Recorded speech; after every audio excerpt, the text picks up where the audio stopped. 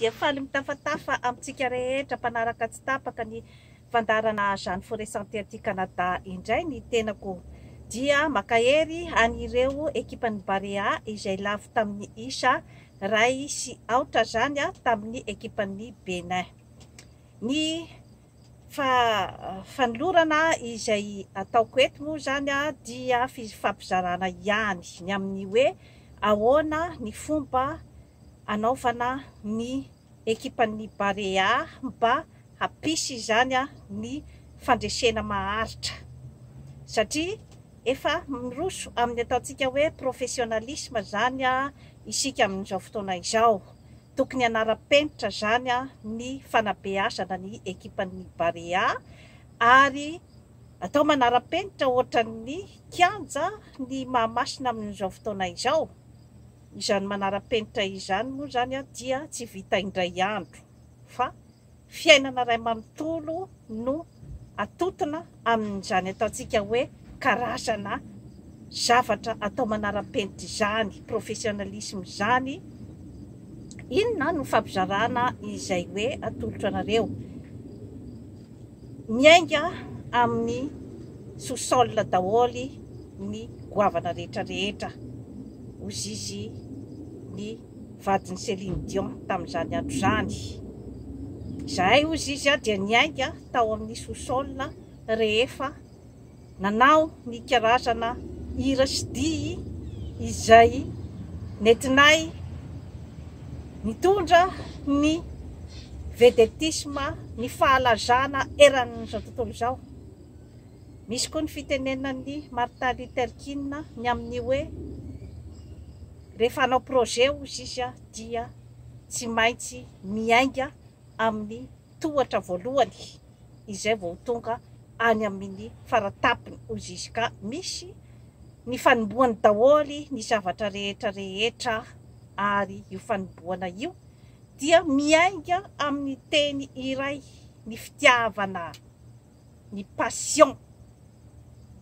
Ao no misy ny secret-ny fahombiazana rehetra rehetra amin'ny lafiny rehetra rehetra erak'izao tontolo izao.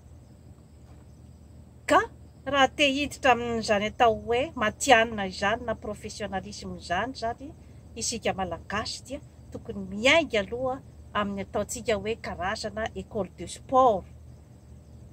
École de sport fanofanana ny professionnel, ny ankizy izay hoe tiana andeha lavidavitra kokoa zany eo amin'ny sehatry ny taranja, na baolina kitra io, na basket io, sy ny sisa izay ataontsika hoe araky ny zavamisy ao amin'ny tanindrazana zany.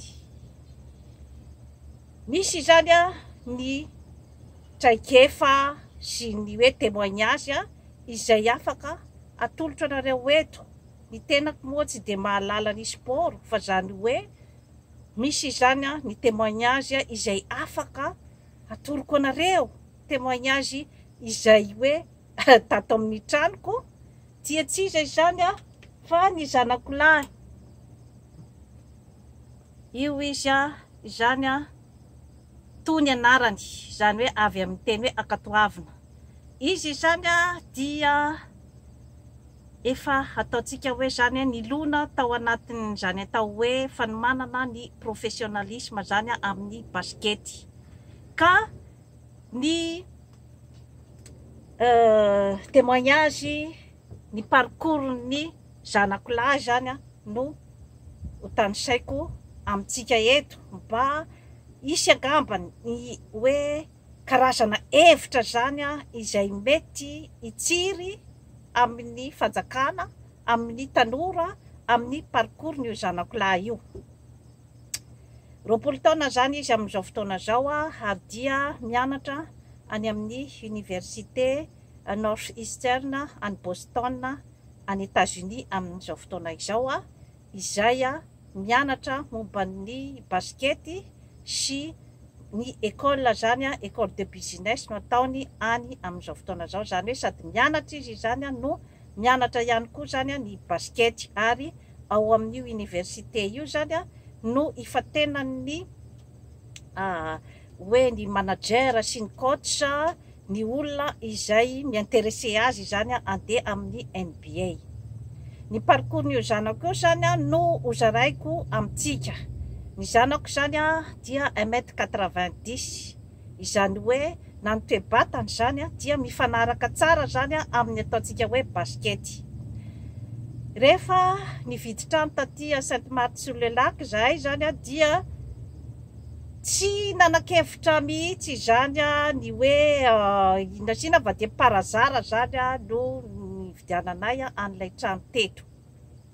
De comme ohatrany hoe parazara ny destin no mitondra ny zavatra rehetrarehetra dia nisy terrain de basket zany teto ampitan'ny tranonay.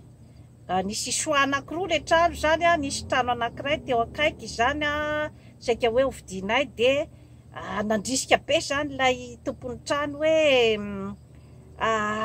aza mandeha amin'io satria anankiroa zany samy mivarotra trano de aza mandeha amin'io trano eo akaikin'io terrain de basket io fa misy mitabataba be ke ny tanora eo manao baskety. Indrindra nefa no ohatrany nanosika anay zany ny hoe andeha hifidy an'ilay trano eto akaikin'ny terrain de basket. 12 taona teo eo zany io zanako lahy io no nifindra tato zany izahay nividy an'ilay trano eto akaikin'ny terrain de basket.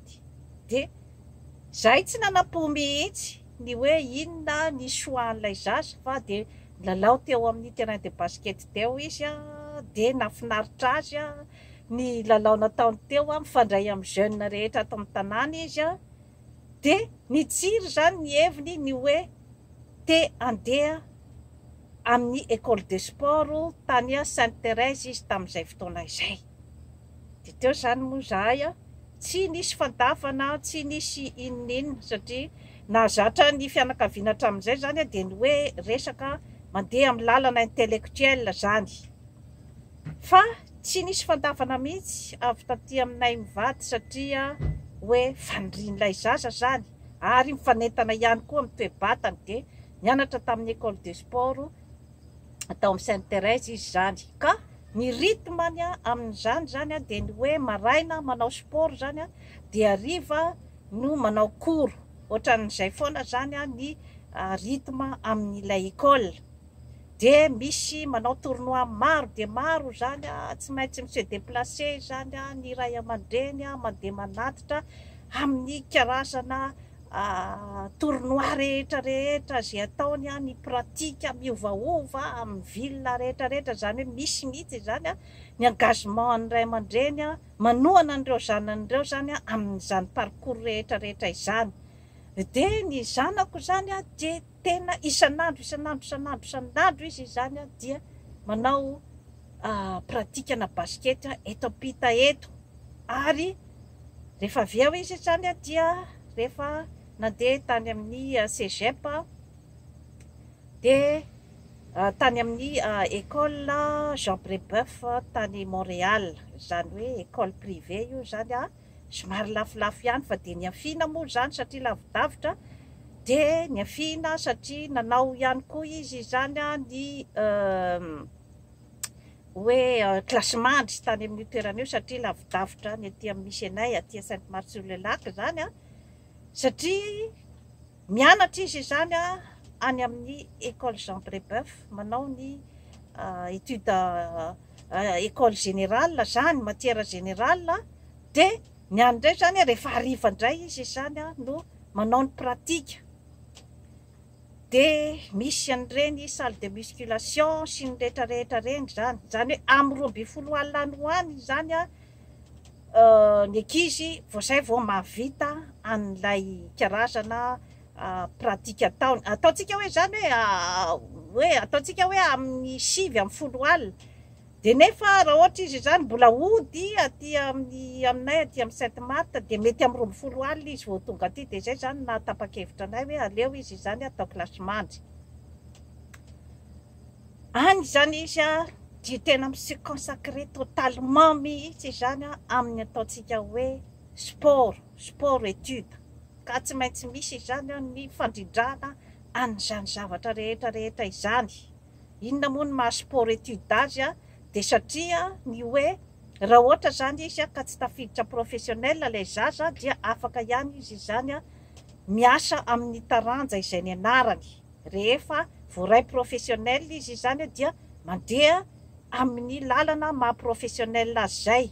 Raha ohatra koa vita zany ny hoe contrany amin'ny maha-professionnel azy dia afaka izy zany miasa ohatry ny olona rehetra zany amin'ny étude izay nataony. Zay zany no lafitsarany amin'ilay hoe sport étude.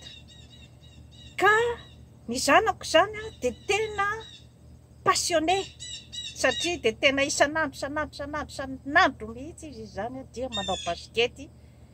Ary ny zavatra ataony koa zany dia rehefa mijery internet izy dia mijery an'ireny lalao amin'ny NBA ireny. Tena ny fiainany iray manontolo zany dia tena hoe consacré ao anatin'ny baskety. Dia mijery ihany koa izy ny biographie an'ireny vedety rehetra reny amin'ny baskety reny, Michael Jordan sy ny sisa zany.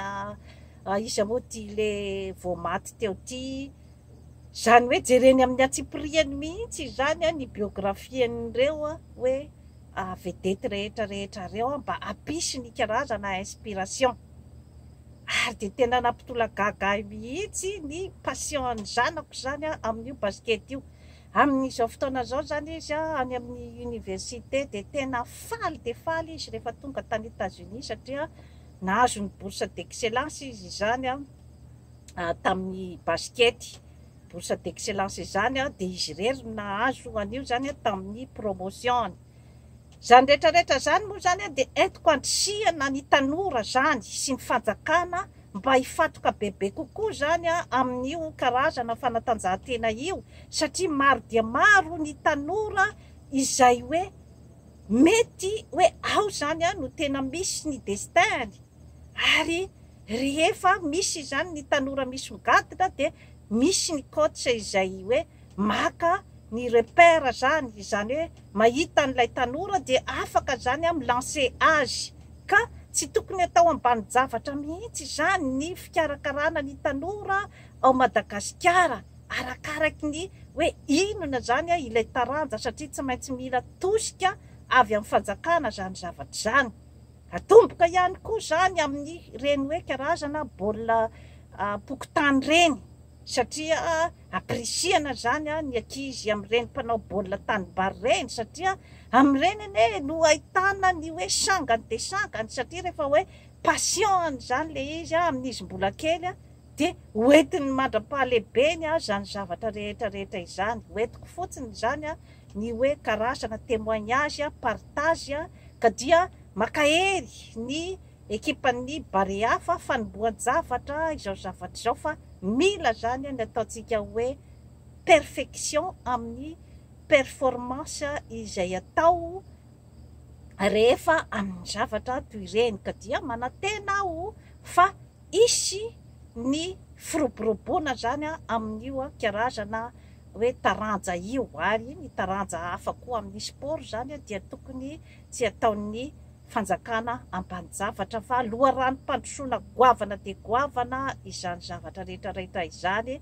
Ary mila ny fanohanana ny malagasy tsy vaky volo. Dia toy izay indray tompo-kilasy tompo-vavy no azo natolotra anao an'io, manaova abonnement amin'izany Forêt Santé aty Canada fa hanatsara ny fiainanao.